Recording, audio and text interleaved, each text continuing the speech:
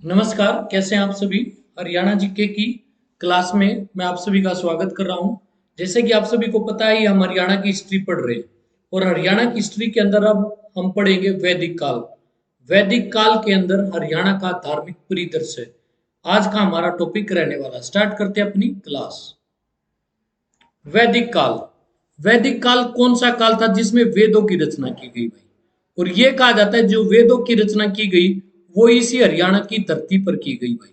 हरियाणा की धरती पर की गई। वेदों की संख्या कितनी है? चार है। सबसे पुराना जो वेद है उसका नाम क्या है? ऋग्वेद है। सबसे प्राचीनतम वेद है ऋग्वेद। और ऋग्वेद के तीसरे मंडल में ही भाई गायत्री मंत्र का क्या मिलता है? उल्लेख मिलता है। गायत्री मंत्र का उल्लेख ऋग्वेद के तीसरे मंडल में मिलता है। सबसे प्राचीनतम जो वेद है उसको भी हम क्या कहते हैं? ऋग्वेद ही कहते हैं। यदि बात की जाए दूसरे वेद की, जो दूसरा वेद है उसका नाम है युजुर्वेद भाई। युजुर्वेद भाई। जो युजुर्वेद है इसे हम गद्य और पद्य का वेद कहते हैं। गद्य एवं पद का वेद किसको कहा जाता है? युजुर्वेद को। तीसरे वेद की बात करें तो उसका नाम है अर्थवेद भाई। अर्थवेद भाई।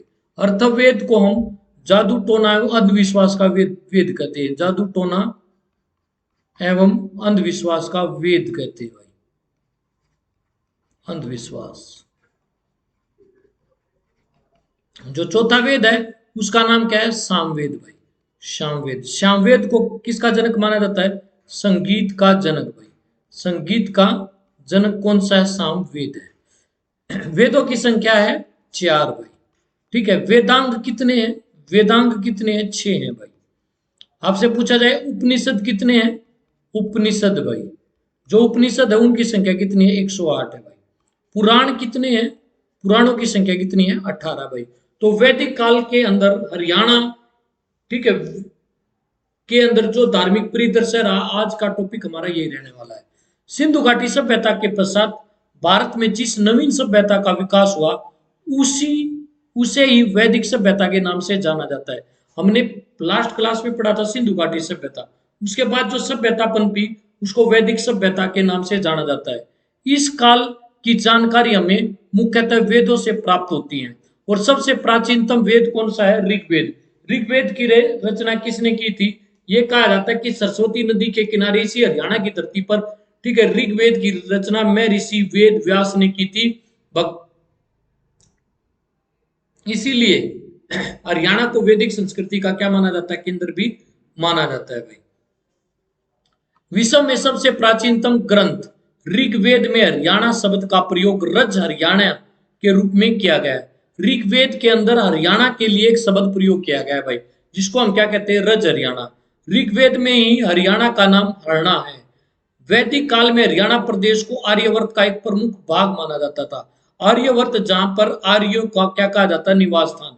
आर्य भारत में कहां से आकर बसे थे? मध्य एशिया से भाई। ये बात किसने कही? ये बात मैक्स मूलर नाम के एक इतिहासकार ने कही। यह भाग सरस्वती और दृष्टवती भाई, दृष्टवती नदियों के पानी से संचित था। ध्यान रखना भाई, दोनों पवित्र नदी मानी जाती थी, दृष्टवती और सरस्वती भाई, और एक दूसरे के क्या करती थी? समानांतर बहती थी। और इन नदियों के किनारे जो सभ्यता बसी भाई उसी को हम वैदिक सभ्यता कहते हैं। वैदिक काल से संबंधित महत्वपूर्ण तत्व भाई। ऋग्वेद सबसे प्राचीनतम वेद है भाई। में हरियाणा का नाम रज हरियाणा के नाम से मिलता है। हरियाणा का उल्लेख किस नाम से मिलता है भाई? रज हरियाणा के नाम से। सकंद पुराण में हरियाणा को हरियाली या हरियाला कहा गया है। नकुल दिग्विजय जो ऋग्वेद के अंदर है उसमें हरियाणा के किस स्थान का उल्लेख मिलता है? रोहतक का उल्लेख मिलता है। वैदिक काल के अनुसार हरियाणा भरत वंश की भूमि का इतिहास है भाई। वैदिक काल ये कहा जाता है कि ये भरत वंश की भूमि का इतिहास है। वही राजा भरत जिनके नाम पर भारत का नाम क्या पड़ा था? भारत पड़ा था भाई। राजा भरत के नाम पर ही भारत का नाम क्या पड़ा था? भारत पड़ा था। भगवत गीता हरियाणा का प्राचीन महाकाव्य है भाई।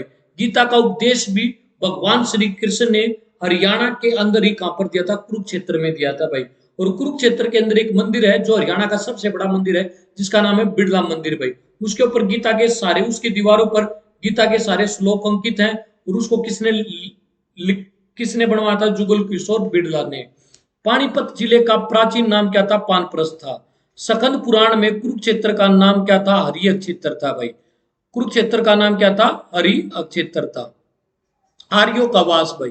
वैदिक साक्ष्यों के आधार पर यह कहा जा सकता है कि आर्य सरस्वती और दृष्टि नदियों से संचित हरियाणा की भूमि को देखकर सम्मोहित हो गए थे। तो याद रखना भाई, दृष्टि और कौन सी भाई? सरस्वती नदी का जो एरिया था उसको देखकर ये सम्मोहित हो गए थे। फलतः उन्होंने हरियाणा को देव निर्मित भूमि मानकर अपना प्रथम वास स्थान बनाया। उन्होंने कहा ये तो भगवान भगवान के द्वारा या देवों के द्वारा क्या है, निर्मित भूमि है, इसी को ठीक है उन्होंने अपना नवा क्या बनाया था, निवास स्थान बनाया था। यही कारण है कि प्रसिद्ध इतिहासकार डॉक्टर HR गुप्ता और अन्य इतिहासकार हरियाणा शब्द का उद्गम आर्याना शब्द से हुआ मानते हैं। इस क्षेत्र में आर्यों के आने के बाद आर्यों की बस्तियां बनी तथा कई राज्यों की स्थापना हुई और वैदिक संस्कृति विकसित हुई। अधिकांश विद्वानों का मत है कि भारत में आर्य सभ्यता का प्रथम केंद्र क्या था भाई? हरियाणा था। तो एग्जाम में पूछा जाए कि हरियाणा कौन सी सभ्यता का प्रमुख केंद्र था भाई? वो आर्य सभ्यता का प्रमुख केंद्र क्या माना गया? हरियाणा माना गया। आर्य लोग हरियाणा को देवभूमि भी कहते थे। तो आर्यों ने हरियाणा को किस नाम से संबोधित किया? देवभूमि के नाम से संबोधित किया। वैदिक काल के अनुसार हरियाणा भारत भरत वंश की भूमि का इतिहास है भाई। आर्य और अनार्य संघर्ष। आर्यों का पहला संघर्ष पाणियों के साथ हुआ जो स्थानीय आदिवासी थे। इन पणियों का क्षेत्र पाणीप्रस्थ कहलाता था, जो वर्तमान में क्या है? पानीपत है भाई। आर्यों का पहला जो संघर्ष था वो पणियों के साथ हुआ जो स्थानीय आदिवासी थे भाई। कहाँ के? पाणीप्रस्थ के, जिसका वर्तमान नाम क्या है? पानीपत है। यही पणि आर्यों की करवंतो विश्वकर्म के सिद्धांत को न मानकर अपने आप को ऊंचा मानते थे। ऋग्वैदिक काल की राजनीतिक गतिविधि भाई। स्थानीय मान्यताओं के अनुसार आर्यों का प्रथम पराक्रमी राजा मनु वैस्तव था। इसके 4 पुत्र थे भाई, इक्ष्वाकु, परशु, शुद्धुमन और शियारती भाई। इनमें से शुद्धुमन और शियारती का संबंध किससे है? हरियाणा से है भाई।